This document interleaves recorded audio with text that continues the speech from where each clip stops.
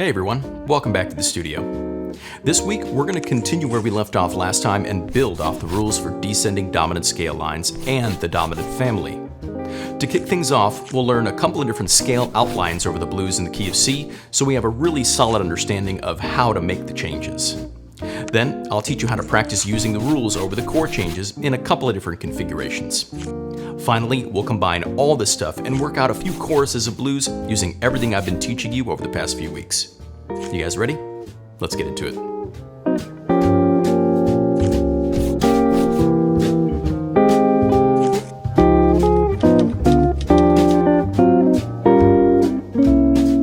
If you haven't watched my last two videos on the dominant 7 scale rules or the dominant family, I'd highly recommend you watch those first and then come on back here. If you're already familiar with those concepts and are ready to forge ahead, this is the place to be though. Before we get into using those concepts on the blues, let's first clarify how we're going to think about making the chord changes by going over a couple of different scale outlines. Take a listen to the first one and then I'll break things down for you.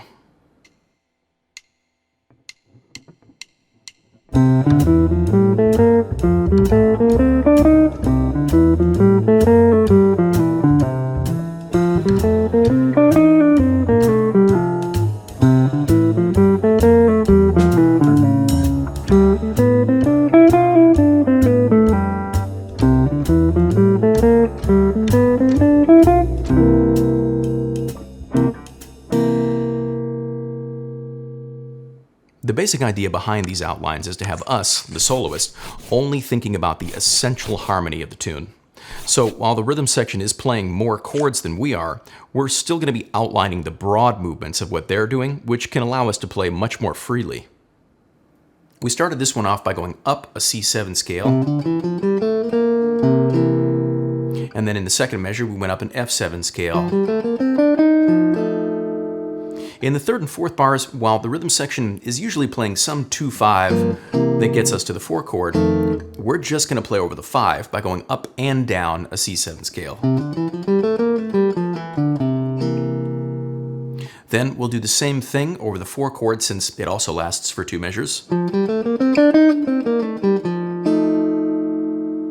In the next few bars, the rhythm section usually plays something like C7, E half diminished, A7, that gets you to the 2 chord. Well, we're going to catch all of this by going up a C7 scale and then coming down and landing on the third of an A like this. And then similar to how we ignored the 2 chord back in the third measure, we're going to do it again and just play the G7 scale up and down over D minor and G7. Finally, over the turnaround, while the rhythm section plays 1 dominant 7, 5 of 2, 2, 5, we're just going to play C7 going up, and then G7 going up.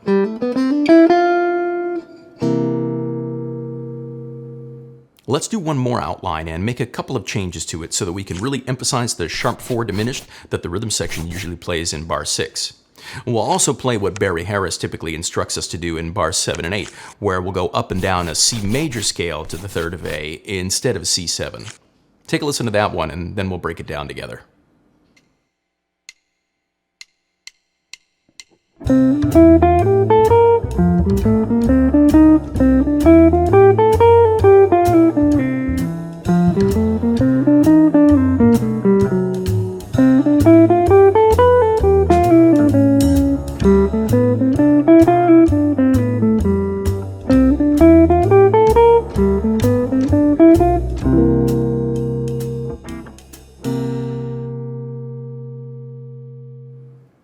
This one starts out identically to the first one I showed you.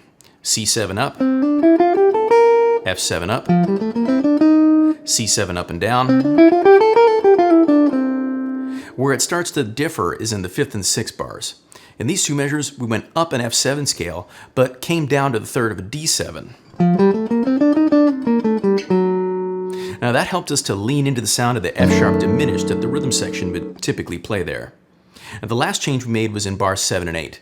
Now this one's really a Barryism. He says to always play C major up and down to the third of A.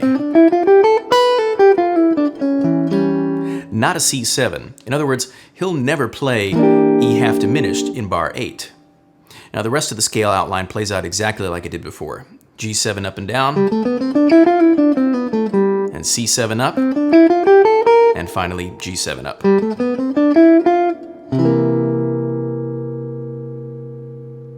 Up next, I'll show you how we can run similar scale outlines while using the rules for descending dominant scales.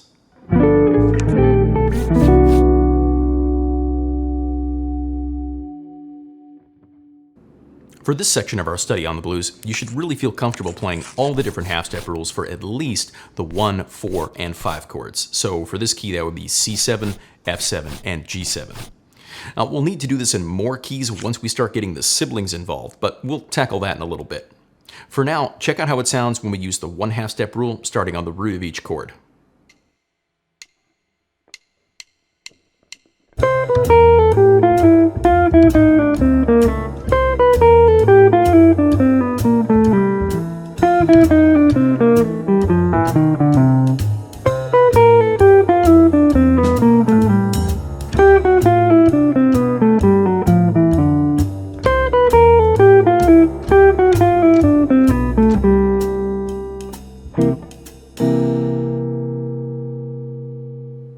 We should practice doing the same exercise from all the chord tones of each chord using all the different rules so we can have a really firm grasp on how this idea works over a set of changes. Now, keep this video from getting unbelievably long, I'm just going to take you through a couple of different combinations. If you want to get access to all the different versions of this exercise, you can find them in the PDF for today's lesson over at my Patreon page. Next, let's see how this exercise works out if we start from the third of each chord and use the rule for 3 half steps between 3 and 2, 2 and 1, and 1 and 7.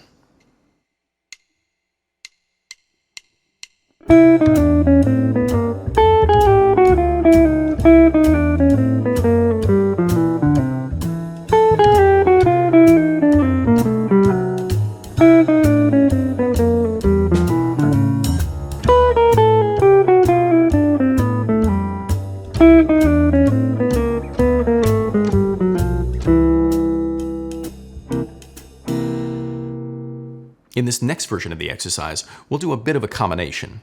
Starting on the 5th, we'll come down the scale with the 1 half-step rule when the chord only lasts for 1 measure.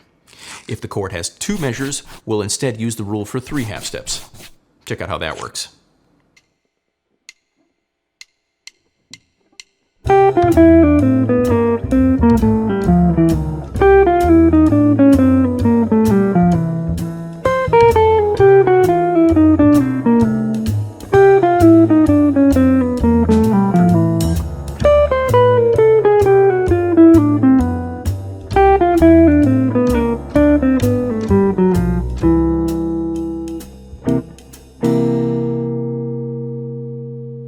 Once we feel reasonably comfortable with this, we should try connecting the scales and chords in a way that carries us through the harmony with smooth voice leading.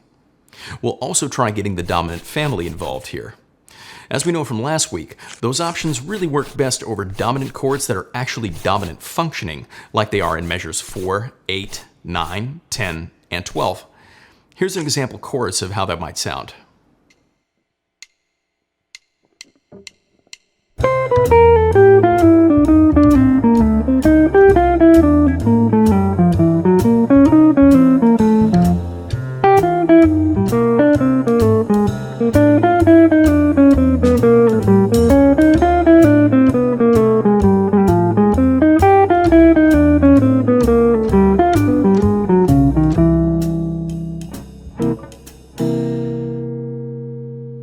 In the PDF for today's lesson, you can find an additional chorus demonstrating a different route through the harmony using these same concepts. Let's take a closer look at how this chorus came together and how I came up with some of these lines. Starting off, I came down the C7 scale from the root with 1 half step and then went back up to get to the flat 7th of the F on the downbeat of the next bar like this. There, I came down the scale to the 3rd and went up a chord and resolved down.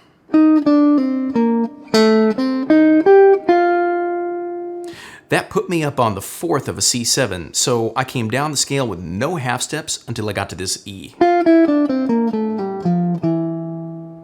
I spelled it F flat in the notation, which is really terrible, but I did it because I decided to have it function as the flat seventh of a G flat 7, which is in the family for C7. I went up the arpeggio of G flat 7 from there and resolved up into this E flat, where I used another member of the C7 family, E flat 7, and came down the E flat 7 scale to land on the third of F7. I then finished the phrase by just jumping down to the root of the F7. Next, I started on the and of 3 with the second of an F7, so I used 1/2 step between the root and the 7th, and landed on the flat 7th of the F on the next downbeat.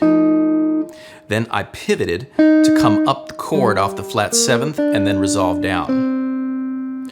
From there, I started coming down with 3/2 steps, but it ran into the C7 scale, where I then switched gears and came up the chord off the 5th of a C7. I resolved down and then came down with 3/2 steps to the 5th.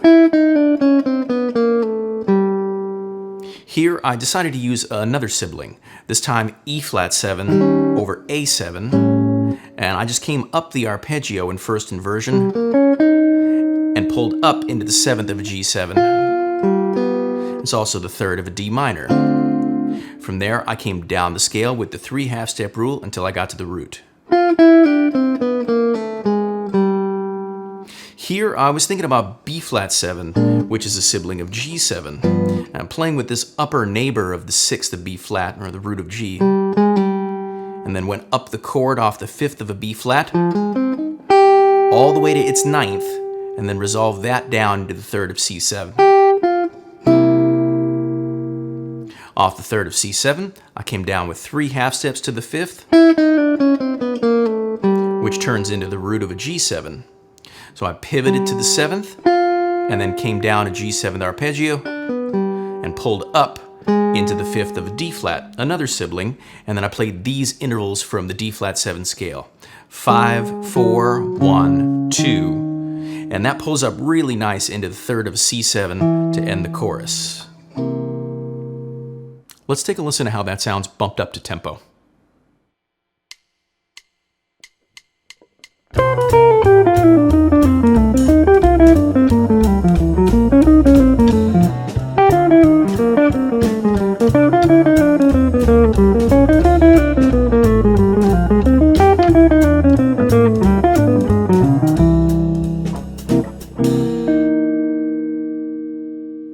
To wrap things up for today, I want to share with you guys an etude I wrote over these changes using all these options in different ways.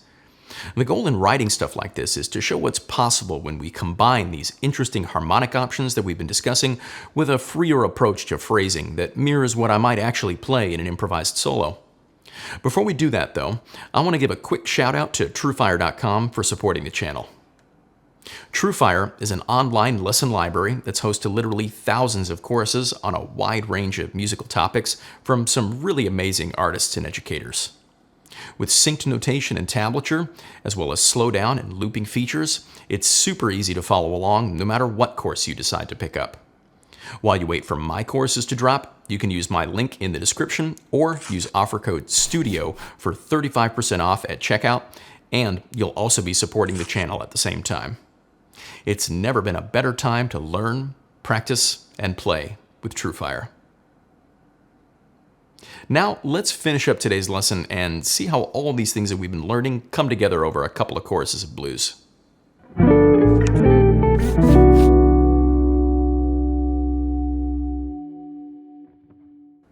If you've been here since the beginning, you might have seen some of my videos in my Improvise Like a Pro series, in which I break down some of my favorite standards in excruciating detail. Each one of those episodes culminated in what I took to calling an Improvisation Etude. The idea being that students could learn that written out solo and get a microcosm of what a good, if not somewhat busy, solo sounds like on the tune in question.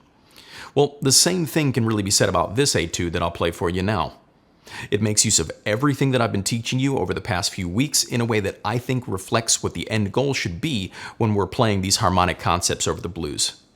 Here's that etude for you to check out now.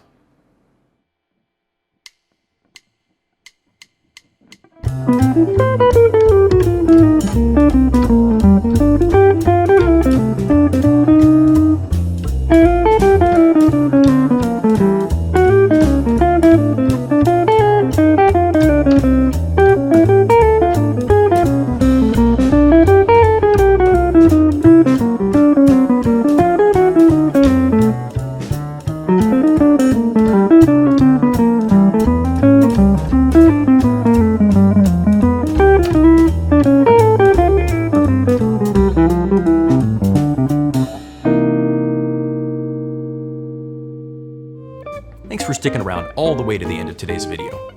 These past few weeks' worth of videos have been super fun to put together for you. I really hope you've enjoyed watching them as much as I've enjoyed making them. Let me know down in the comments if you want me to continue on this track for a little while longer. There's still a ton more that we can learn about the blues, believe it or not. We could talk about alternate cycles, different turnarounds, comping options, all sorts of stuff really. So get in touch and let me know what you think.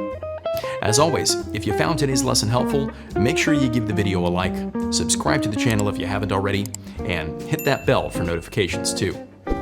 If you want to get access to a PDF for today's material, along with the whole back catalog for all the videos on my channel, you can get that for as little as $10 a month over at my Patreon page, or by just hitting that join button right here on YouTube. A special thanks goes out to Milan de Kaiser and Ron Maestas for being studio fans. I really appreciate your support. An extra special thanks is due to these studio members for their support as well. PH, David Zuckerbraun, Max Irwin, Everton Armstrong, Stephen Schwartz, Aaron Walters, Stephen Prager, Louis Rosen, Zé Soares, Michael LeBroy, Carl Jackson, David Wertman, Aldo Fonseca, Jesse Cable, Tyler Kosarek, and Ron Askew. An extra special shout out to Jazz Luminaire patron Bill Jacob. Thank you guys all so much for your continued support. I'm David Shore, and thanks again for hanging out with me here at the studio today. I'll see you guys next time.